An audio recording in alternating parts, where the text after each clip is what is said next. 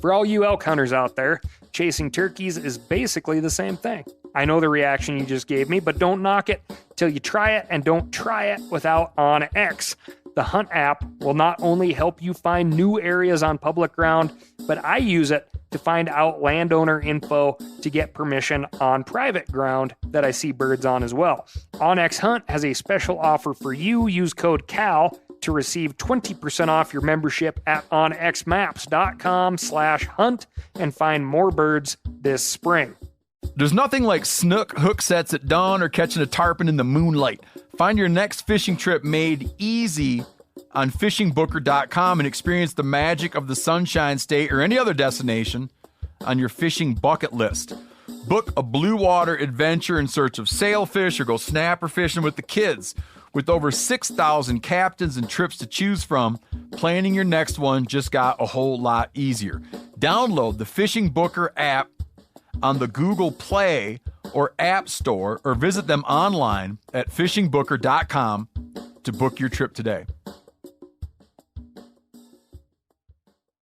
Hey, I just sat down with the owners and operators of Maui Nui Venison. They're on a mission to balance axis deer populations on Maui while giving back to the community and run a totally sustainable operation. For folks like me who want to get your own meat but aren't always successful, you can become a snack subscriber, get some axis deer sticks sent right to your door. Visit MauiNuiVenison.com. That's MAUINUI venison.com and use promo code CAL for 20% off your first order. From MeatEater's World News Headquarters in Bozeman, Montana, this is Cal's Weekend Review presented by Steel. Steel products are available only at authorized dealers. For more, go to steeldealers.com.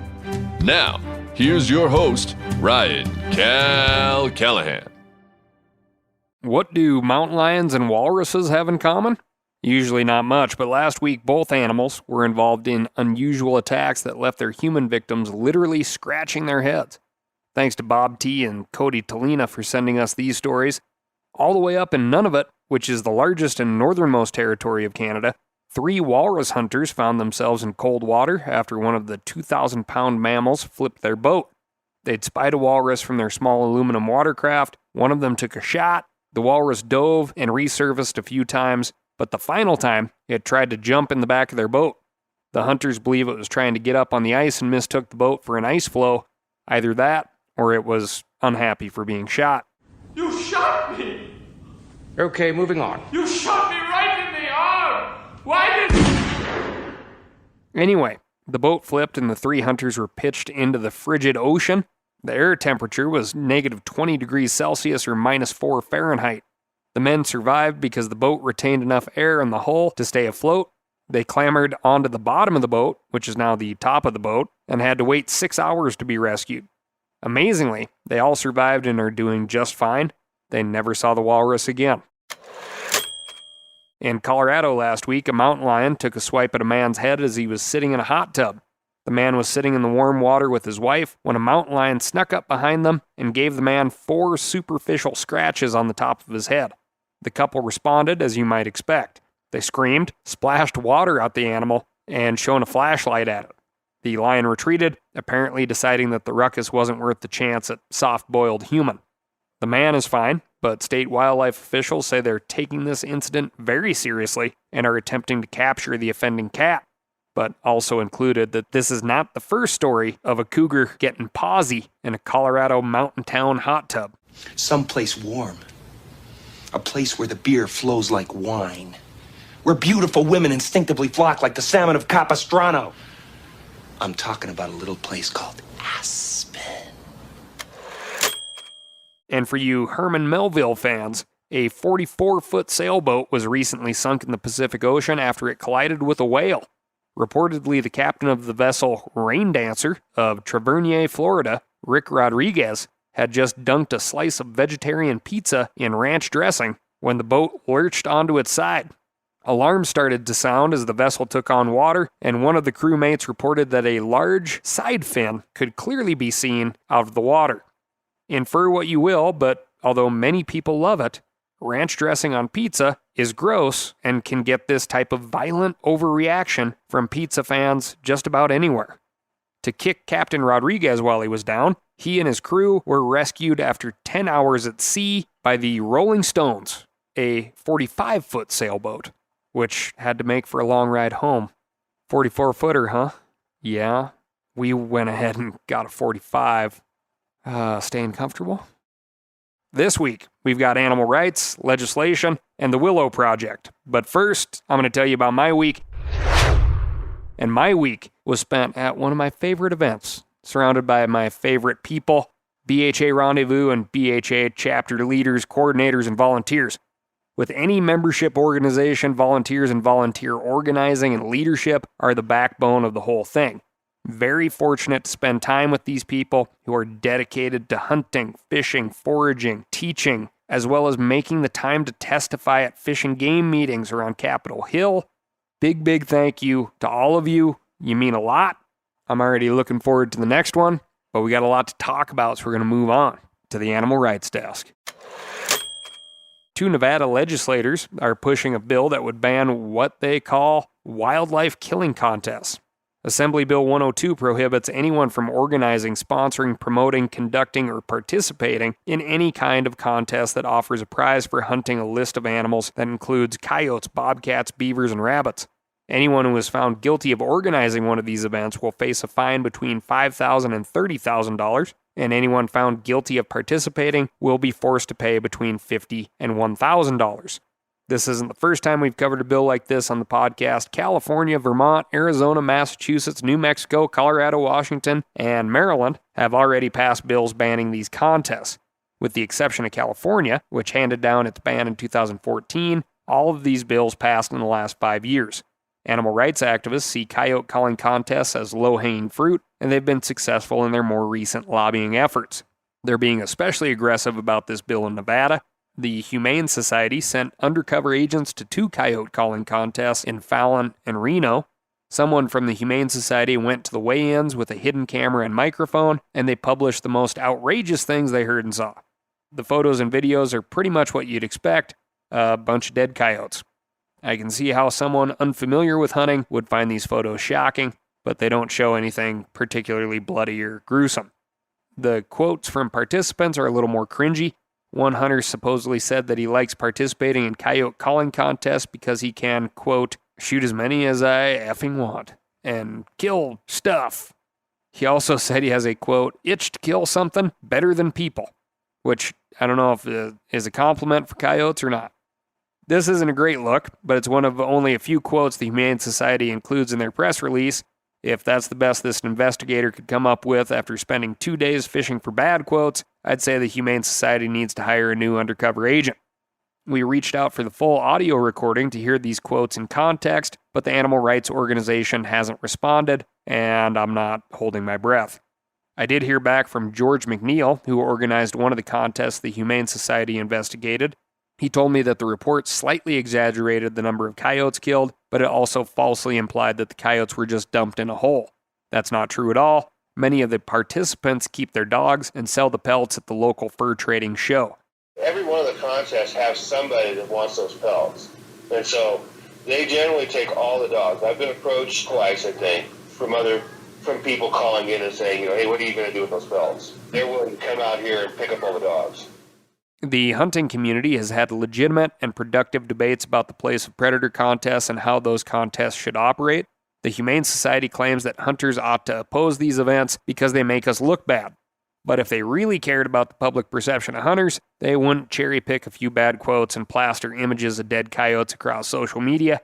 In other words, if they're trying to convince hunters to agree with them, they're a long way off.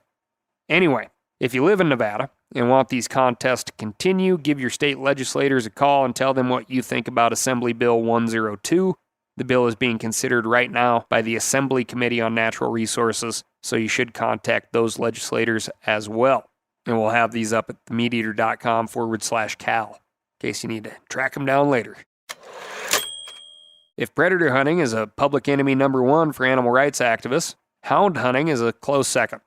The Center for Biological Diversity submitted a petition to the U.S. Forest Service earlier this year to prohibit hound hunting on the Chickamauga-Nicollet National Forest in northern Wisconsin. They argue that the dogs pose a danger to wolves, which were recently returned to the endangered species list. Houndsmen are no longer allowed to target wolves, but the Center for Biological Diversity worries that if dogs are allowed to go after bears or bobcats, they'll run into wolves and injure them. There's just one problem. Even according to the center's own petition, the injuries almost always run the other direction.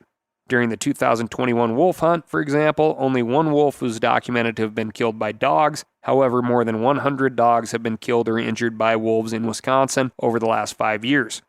I'm sure wolves have also sustained some injuries, but I'd say the chance of a pack of bear dogs going after a wolf and succeeding in beating up the much larger canine are pretty slim. If you'd like to weigh in on this one, contact Gina Owens and Paul Strong. They're the U.S. Forest Service officials who received the petition, and I'll include their contact info at themeateater.com/Cal. Moving on to the legislative desk. The Kansas Fish and Game Commission voted unanimously earlier this month to ban the use of trail cams on public land. While several western states have imposed similar bans in recent years, Kansas is the first Midwestern whitetail state to follow suit.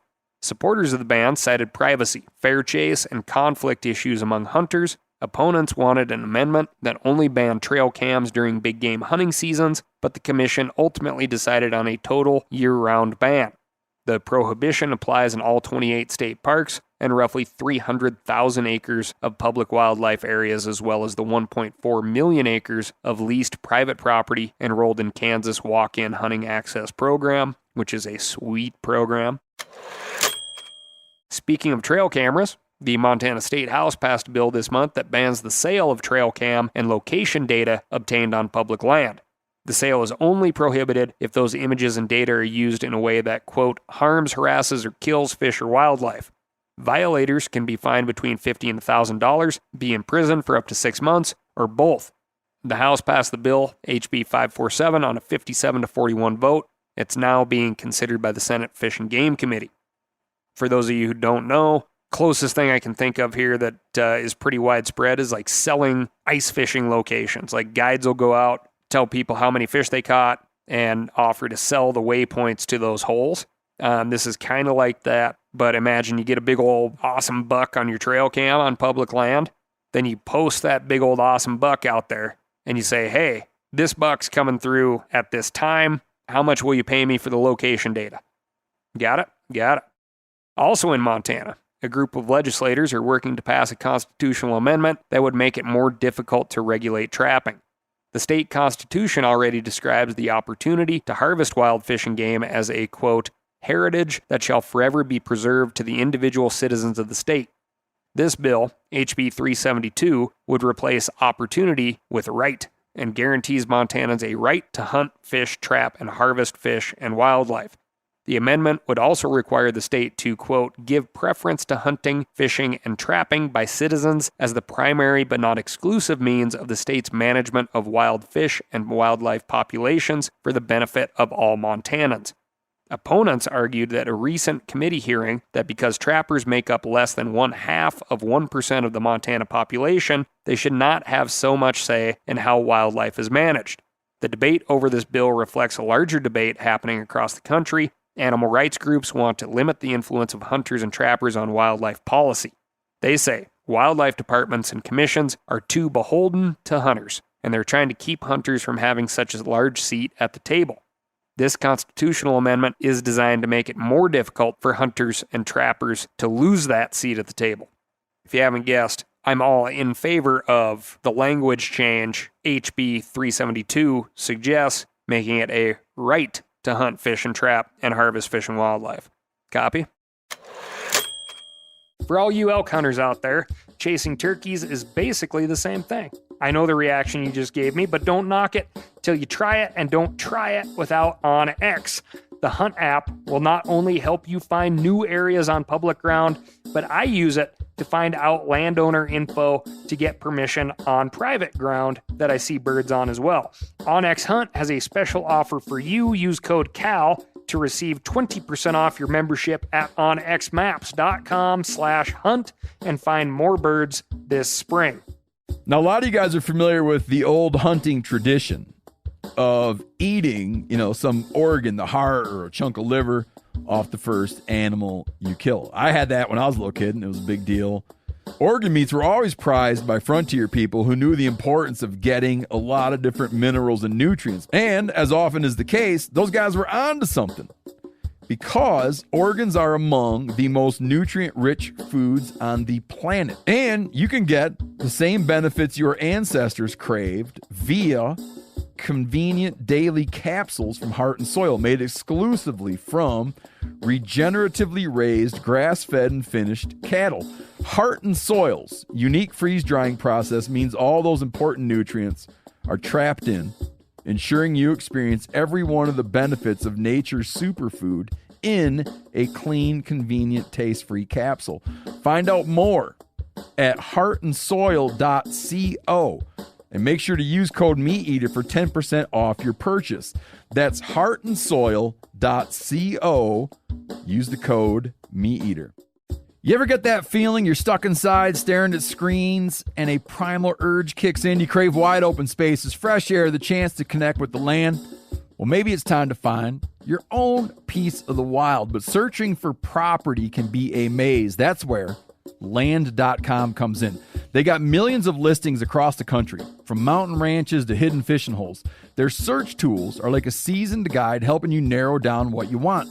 Land.com isn't just about buying and selling. It's about finding a place to hunt, fish, explore, or simply sit by a campfire and listen to the crickets. So head over to Land.com today to turn one day into today, because trust me, there's nothing quite like the feeling of standing on your own piece of earth. Moving on to the state of Utah. Governor Spencer Cox signed a controversial bill that would, among other things, allow for year-round mountain lion hunting without any special tags or permits. The bill also sets aside $1 million a year to acquire land to preserve it for wildlife habitat and hunter access, bans the use of trail cameras on public lands from July 31 to December 31, and establishes rules for using air rifles in hunting. The Oklahoma State House passed a bill last week that would transfer CWD management authority from the Oklahoma Department of Wildlife Conservation to the Department of Agriculture, Food, and Forestry. Under the current system, the Ag Department handles CWD and captive cervid herds, while the Department of Wildlife tackles the issues in the wild population. It's unclear why anyone would want to strip the Wildlife Department of this authority, considering the fact that this agency handles every other hunter-related issue in the state. But the lead sponsor of the bill, Representative Kevin Wallace, seems to think the Wildlife Department is no longer fit to manage CWD. He said on the House floor that the department has been, quote, infiltrated by, quote, extreme environmentalists. He also said the department has been alarmist about the threat of CWD and said CWD might very well be a, quote, made-up disease that is actually just a sheep and goat disease called scrapies. Representative Wallace clearly thinks the Ag Department will take a different approach to CWD management, and many of his colleagues agree. His bill passed the House on a 73-17 vote, and it now heads to the Senate. If you'd like to weigh in, get in touch with your Oklahoma State senators about House Bill 2862. Before you do, you may want to look up what happens to sheep or goat herds when they contract scrapie, and maybe then go back and inform Representative Wallace. Moving on to Texas. State Senator Mays Middleton is pushing a bill that would reverse the burden of proof in public access dispute. Public access to the sea in Texas includes the area from the mean high tide line to the edge of the vegetation or dunes. Under current law, if there is a dispute about public access, the landowner must prove that their position is the correct one. Senate Bill 434 would shift that burden of proof back to the public, which would make it much easier for landowners to restrict access to public property. The bill doesn't change the definition of public and private, but it does mean that the state will be forced to defend public property in court again and again and again. Listener Joshua Hoke wrote in to tell me that this bill will majorly impact access for recreation and fishing in areas like Galveston and Corpus Christi, Port Aransas. Ironically, some landowners are also opposing the bill because it would mean that the state will no longer handle beach cleanup and other maintenance on beach property with no public access. Senate Bill 434 has not been sent to the Natural Resources and Economic Development Committee, but it has not received a hearing either. Alaskans are concerned about a new Bureau of Land Management program that would transfer federal public land to the state of Alaska, which would then use that land to fund the University of Alaska. The program was included in the most recent omnibus bill package passed by Congress. Some of the land that will be transferred is located along the Denali Highway, often abbreviated the DH by locals. So you know how to refer to it when you ever go up there, slide into a saloon and have a beer. These parcels are prime habitat for all sorts of wildlife, including moose, caribou, black bears, brown bears, lake trout, and grayling. Justin Mason, a board member for the Alaska chapter of Backcountry Hunters and Anglers, also pointed out that locals love this area because it has a feeling of true wilderness. He told me that lands will most likely be sold as recreational parcels to individual Alaskans or to commercial developers like Carnival Cruise Lines. The area already has some development, but Mason and others are concerned about adding even more development to this pristine wilderness area. Unfortunately, there isn't much Alaskans can do to keep the transfers from happening, but Mason still believes it's worthwhile to pressure the state to manage the land responsibly. That's always our job as public land users, but it's especially important when states are deciding how to sell what was formerly federal public land. I'm going to jump back over to the state level and talk about Wisconsin, courtesy of one Mr. Trevor Hubbs. You Wisconsinites may know that the Wisconsin Conservation Congress is an organizational body of delegates elected by the citizens to advise the Natural Resources Board and Department of Natural Resources on responsible management of Wisconsin's natural resources based on the North American model of wildlife conservation. But you may not know that listeners in Wisconsin who attend their county spring open house can meet their delegates, meet their representatives, and discuss the spring hearings for 2023. They can vote on new members and make their opinion known on any wildlife management or natural resources topic. Further, you may not know that you Wisconsinites need to vote in the spring hearing, which is available online April 10 through April 13th. Pay special attention to the Turkey and Upland Game Committee question number 70, which establishes an annual purchase of a native grouse stamp, which would then authorize you to hunt grouse in Wisconsin. Before you go crying in the mud about, an extra fee that you got to pay, keep in mind, Wisconsin currently requires a pheasant stamp. The funds from that stamp go toward the pheasant stocking program. This new proposed native grouse stamp would raise funds to be directed toward habitat development and preservation for Wisconsin's 4 native grouse species. The prairie chicken, which is probably going to be on the endangered species list here soon. The sharp-tailed grouse. Yes, you have sharp-tailed grouse in Wisconsin. Spruce grouse and ruffed grouse. This is a big deal. I think you know how I'd vote on that. So show up, represent.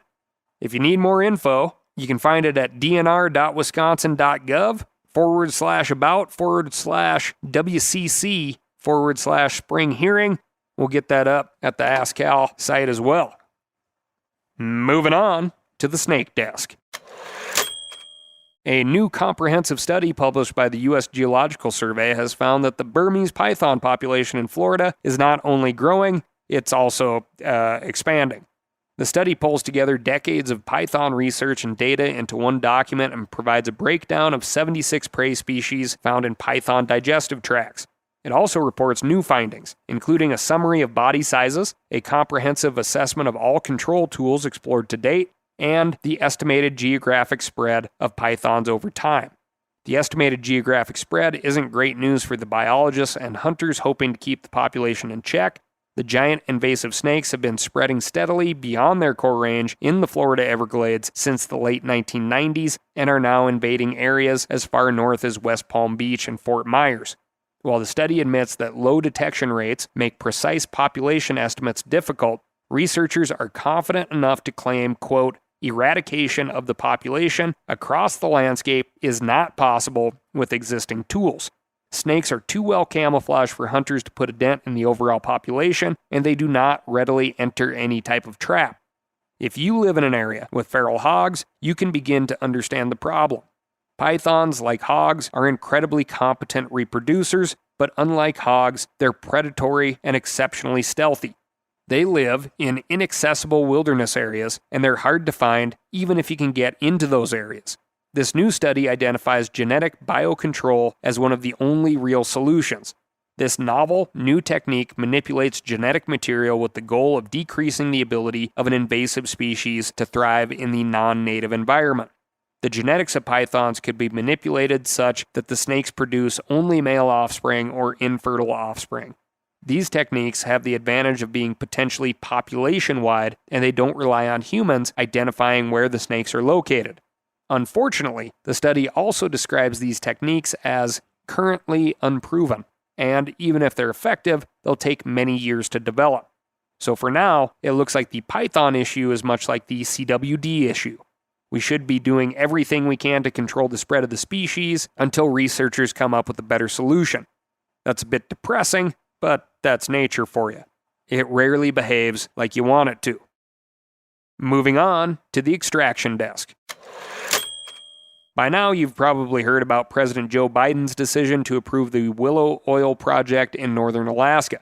This is the largest proposed oil drilling project on America's public lands, with an expected 576 million barrels of oil over the 30-year life of the project. It's a scaled-back version of what was originally requested by ConocoPhillips, but environmentalist groups say they were blindsided by the decision from an administration that has so far expressed opposition to new oil drilling. While climate activists have universally decried the decision, the response from hunting and fishing groups has been more muted. Not many groups have issued a public statement, but the Theodore Roosevelt Conservation Partnership, or TRCP, did publish a great primer on the topic. They point out that the Biden administration was in a legal bind since ConocoPhillips has held leases in this area since the 90s. If the BLM denied the drilling permits, ConocoPhillips would sue, and the result would be billions of lost taxpayer dollars without much to show for it. Instead, the Interior Department denied 2 of the 5 proposed drill sites, which decreases the project's public land footprint while ensuring it remains economically viable. The reduced project scope will decrease the project's freshwater use and potential impacts to caribou calving grounds and migration routes. According to the TRCP, the approved version of the project, for example, has 21,114 fewer acres of caribou disturbances than the initial plan. Of course, no drilling project is free of environmental impact. It will cause some disturbances to caribou migration. It will also result in 532 acres of lost wetlands, 619 acres of potential polar bear habitat disturbances, and 17,037 acres of disturbances for birds. This is a small portion of the entire 23 million acre area known as the National Petroleum Reserve Alaska, but it's also still a cause for concern for some of the local indigenous communities. No one seems to be particularly happy about this plan, which is sometimes the sign of a good compromise. Advocates for the oil industry would have liked to see all 5 drilling pads approved, while the clean energy folks worry how this decision will impact the climate. For their part, TRCP praised the BLM for threading the needle and working to offset impacts with conservation gains. They call on administration to make good on their promises to keep environmental disturbances to a minimum, which I'm sure is what we always want. That's all I've got for you this week. Thank you so much for listening. Remember to write in to ASKCAL, that's AskCal at themeateater.com, and let me know what's going on in your neck of the woods. Also, you may not have known it because you were sitting in a major snowstorm like we were, but the first day of spring has sprung. And as, things start emerging out of the snow piles, you may get a hankering to cut something down, pile up some slash, burn it, get that nasty stuff off the yard. Well, if you need some tools to make you look like a pro, go to www.steeldealers.com and find a local knowledgeable steel dealer near you. They're going to get you set up with what you need, and they won't try to send you home with what you don't. Thanks again, and I'll talk to you next week.